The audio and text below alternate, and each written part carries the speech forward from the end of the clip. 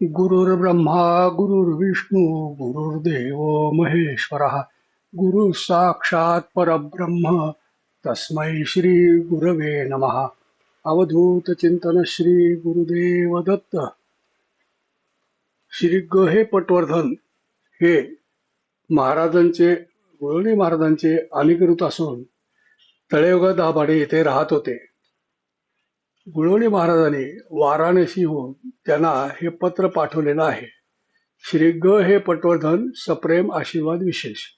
आजीवितम त्रयसेव्या वेदांतो गुरुरेश्वरः पूर्वज्ञान प्राप्तये पश्चात कृतघ्नत्व निवृत्तये. या वाक्याप्रमाणे वेदांत विचार सदैव करावा. ब्रह्माकार वृत्ती झाल्यावर त्याची गरज नाही. वेदांत कळणे कठीण नाही, परंतु विचार निश्चित होणे ही गोष्ट कठीण आहे. बुद्धी शुद्ध व स्थिर झाल्याशिवाय वेदांत विचार स्थिर राहत नाही.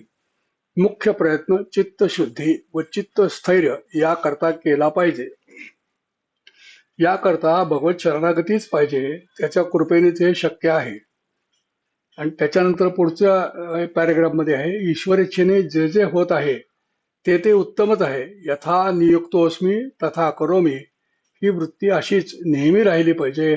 अहंकार समोर जाईल प्रयत्न करावा. आता हे जे पत्र आहे हे गुळवणी महाराजांनी श्री ग हे पटवर्धन यांना लिहिलेलं आहे. श्री ग हे पटवर्धन हे स्वतः गुरुपदावर होते आणि ते पुण्याजवळ तळेगाव दाभाडे येथे राहत होते. माझी त्यांची प्रत्यक्ष भेट पण झालेली आहे. आता या पत्रामध्ये त्यांनी काय म्हणले पाहूया. आजीवितम त्रयसेव्या वेदांतो गुरुरीश्वरः. जोपर्यंत जीवात जीव आहे तोपर्यंत या तीन गोष्टींचं सेवन, या तीन गोष्टी आपण पाहिल्या पाहिजेत, वाचल्या पाहिजेत, ऐकल्या पाहिजेत, त्याचं परिशीलन केलं पाहिजे. त्या कोणत्या? वेदांतो गुरुर ईश्वरः. वेदांत गुरु आणि ईश्वर. आता वेदांत म्हणजे आपल्याला माहिती आहे की वेद आणि वेदांत. वेद म्हणजे वेदांत म्हणजे उपनिषद. उपनिषदामध्ये विशेषतः सर्व तत्वज्ञान मांडलेलं आहे.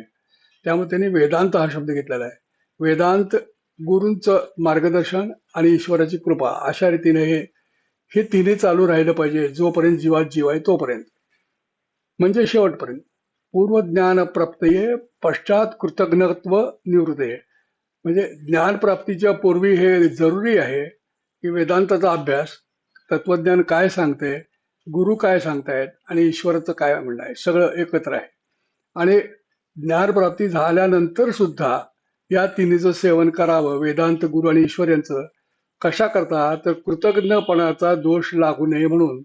नाही तर काम झाल्यावर सोडून दिलं तर तो कृतज्ञपणा होईल, त्याचा दोष लागू नये, निवृत्त व्हावा म्हणून ज्ञानप्राप्तीनंतर देखील वेदांत गुरु आणि ईश्वर यांचं सेवन करावं, वंदन करावं, परिशीलन करावं, अभ्यास करावा. या वाक्याप्रमाणे वेदांत विचार सदैव करावा. वेदांत विचार सदैव करावा याचा अर्थ वेदांतामध्ये जो विचार मांडलेला आहे, जे उपदेश दिलेला आहे त्याच्यावर चिंतन मनन हे सर्व करावं. ब्रह्माकार वृत्ती झाल्यावर त्याची गरज नाही. आता ब्रह्माकार वृत्ती म्हणजे काय? तर मीच ब्रह्म आहे असं ज्ञान प्राप्त झाल्यावर याची गरज लागत नाही.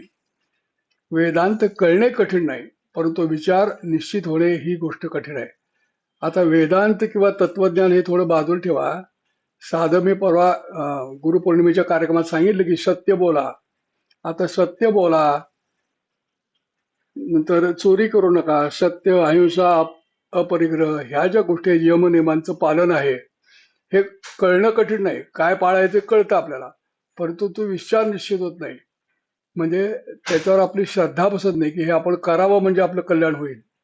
आपलं कल्याण आपल्याला कळत नाही, आपल्याला संसारच बरा वाटतो. म्हणून त्याने असं म्हणलंय की वेदांत कळणे कठीण नाही. म्हणजे सत्य बोलावं हे कळलं, परंतु विचार निश्चित होत नाही, म्हणजे ते वळत नाही.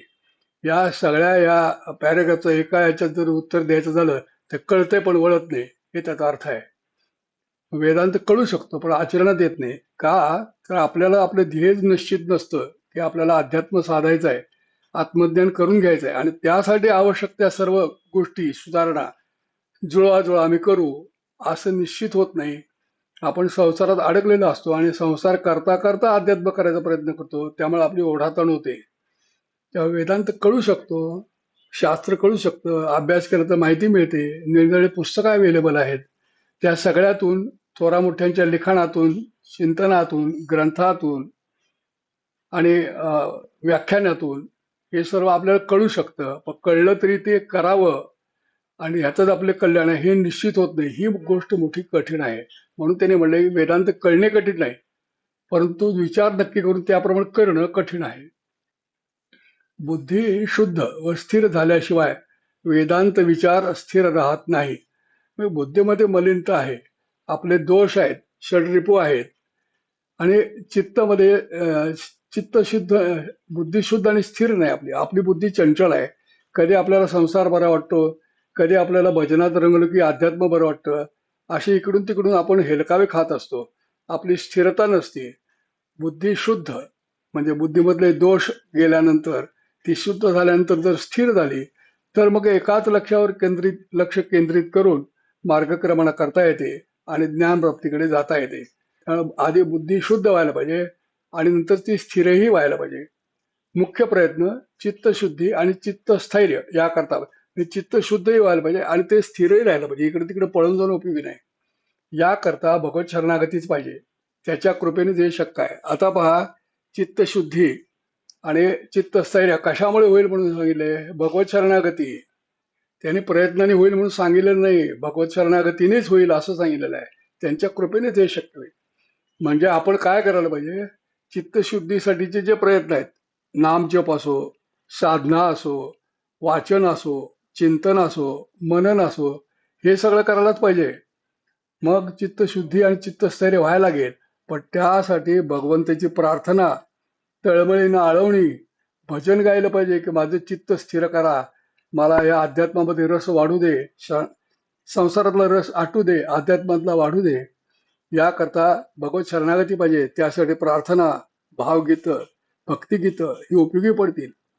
मग जशी देवाची कृपा होईल, भगवंताची शरणागतीमुळे कृपा होईल, त्यानंतर चित्त शुद्ध व्हायला मदत होईल आणि ते लवकर होईल. म्हणजे त्यांनी जे सांगितलंय की वेदांत कळणे कठीण नाही, करणं कठीण आहे. कळायला सोपं आहे, करायला अवघड आहे. म्हणून आपण म्हणतो ना, कळते पण वळत नाही, ती हेच आहे. आता पुढच्या पॅरेग्राफमध्ये म्हणले, ईश्वर इच्छेने जे जे होत आहे ते उत्तमच आहे. यथा नियुक्तोस्मी तथा करोमी ही वृत्ती अशीच नेहमी राहिली पाहिजे. अहंकार समोर जाईल, प्रयत्न करावा. आता याच्यात त्यांनी काय म्हणलं, ईश्वर इच्छेने जे जे होत आहे ते उत्तम आहे. आता उत्तम आहे किंवा नाही हा भाग जरी सोडला तरी जे जे होत आहे ते पाहणे एवढंच काम आहे आपलं. ते आपल्या मनाच्या दृष्टीनं चांगलं असो की वाईट असो, ईश्वर चिंते जे होत आहे ते ठीक आहे, त्याची इच्छा आहे, त्याचं नियोजन आहे, आपण त्यात काही करू शकत नाही, हे कळलं पाहिजे. म्हणून पुढे म्हणतात, यथा नियुक्तोस्मी तथा करोमी. म्हणजे तू मला जसं नियुक्त केलेलं आहेस, तू माझ्या ज्या कामासाठी नियुक्त केले, माझ्याकडून तुला जे करवून घ्यायचं आहे त्याप्रमाणे मी करीन. म्हणजे म्हणजे यथा नियुक्तोस्मी तथा करोमी, मला ज्यासाठी तू निवड केली आहे, जे काम मला दिलेस ते मी करीन. म्हणून त्याचं एक साधं तुकाराम महाराजांच्या ह्याच्यात आले अभंग आहे, ठेविले अनंते तैसेची राहावे, चित्त असो द्यावे समाधान. म्हणजे जे काही आपल्या हातून ईश्वराला कार्य करून घ्यायचंय ते तो त्या पद्धतीनेच करून घेतो. आपण शांत राहावं, आपलं चित्त शुद्ध होऊ द्यावं, आपलं चित्त स्थिर करावं, यासाठी भगवंताला पुन्हा पुन्हा प्रार्थना करावी. अशा रीतीनं विश्वजित कुलकर्णी यांनी विचारलेल्या शंकेला उत्तर देण्याचा प्रयत्न केलाय. अवधूत चिंतन श्री गुरुदेव दत्त.